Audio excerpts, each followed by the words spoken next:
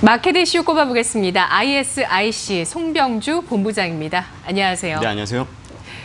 네, 오늘 게임주를 알아보겠습니다. 게임주도 턴어라운드를 할 수 있을지 중국 판호 발급이 중요한 이슈가 되고 있는데 지난주 한 차례 해프닝이 있었죠. 그렇죠. 지난주에 이제 말씀하신 것처럼 이 중국 판호와 관련 이슈가 상당히 이제 불거지면서 관련주 특히나 이제 액션스퀘어가 좀 이 소문지가 좀 많이 돌았었는데요. 액션스퀘어가 이제 중국 진출에 성공을 했다 이런 이 공식적인 이제 보도 자료가 아니라 정말 소문지 즉 찌라시처럼 이제 시장에서 돌다 보니 장중한 때 이제 상한가까지 올랐습니다. 근데 액션스퀘어 측에서 이제 공식적으로는 부인을 했는데요. 이건 우리가 만든 게임이 아니다라고 부인을 했습니다만은 제가 개인적으로 이제 너무 궁금해서 팩트 체크를 한번 좀 해봤는데 사실 이게 뭐 개인적인 추측이지만 제가 이제 자료화면을 좀 찾아보니 이 액션스퀘어에서 만든 게임과 그리고 이제 중국에서 이번에 새롭게 출시된 게임과 게임 화면이 상당히 흡사합니다. 제 육안으로 봤을 때는 한 90% 정도 흡사하다라고 좀 볼 수가 있을 것 같은데 중국이 베낀 건 아닌가요? 그렇다라고 좀 볼 수는 있는데 저는 이렇게 합리적인 좀 의심을 해본다면은 액션스퀘어가 혼자 중국의 판호로 허가를 받았다라면은 상당히 이제 좀 차별받네라는 여론도 생길 수도 있기 때문에 비공식적으로 우회적으로 IP를 어떻게 보면 양도라든가 로열티를 받고 판매를 하지 않았을까라는 그런 합리적인 좀 의심을 해볼 수가 있을 것 같습니다.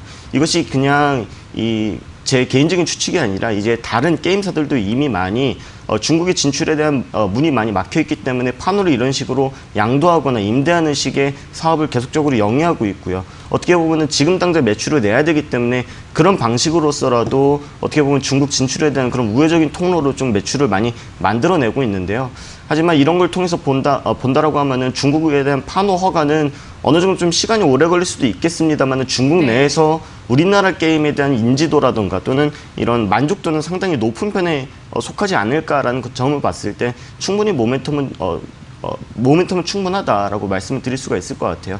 그래서 우리가 이제 게임주들을 좀 보실 때는 중국에 진출했는지 안 했는지 그런 여부보다는 IP가 확실히 확보가 되어 있는지 그리고 중국에 대한 매출 의존도만 높은 것이 아니라 본인 자사들의 게임을 가지고 콘솔이라던가 또는 이런 뭐 클라우딩 서비스를 이용한 이런 다양한 매출에 대한 다양화를 하고 있는 그런 게임사들에 대해서 집중을 해보신다라고 하면은 중국 진출의 문이 당장은 막혀 있어도 당분간 이 실적이라던가 주가 상승에 대한 가능성은 충분히 있지 않을까라는 의견을 드려보도록 하겠습니다. 네. 게임사들이 어려운 시기를 겪으면서 뭐 IP는 시간이 가면서 또 팬들이 여전히 사랑을 하면 축적되는 그 파워가 생기고요. 그리고 게임사 내부적으로 다른 뭐 신규 게임뿐만 아니라 이제 플랫폼이라든지 다양한 서비스로 포트폴리오를 확대시키고 있는 모습들 눈에 띄고 있습니다. 어떤 종목을 관심주로 알아볼까요? 제가 오늘 소개시켜드릴 종목은 네오위즈라는 게임사인데요. 이 네오위즈 같은 경우에는 사실 뭐 젊은 세대층들이 즐겨하는 그런 IP들을 확보된 게임사는 아닙니다. 지금까지는 이제 피망이라는 회사와 이 제휴를 맺어가지고 퍼블리싱을 하고 있었는데요.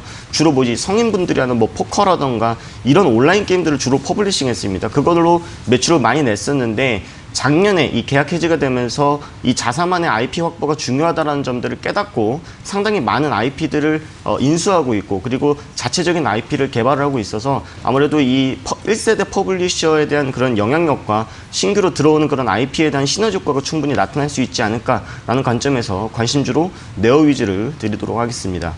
네, 알겠습니다. 오늘 게임주 가운데 관심주 네오위즈였습니다. 잘 들었습니다. 네, 고맙습니다.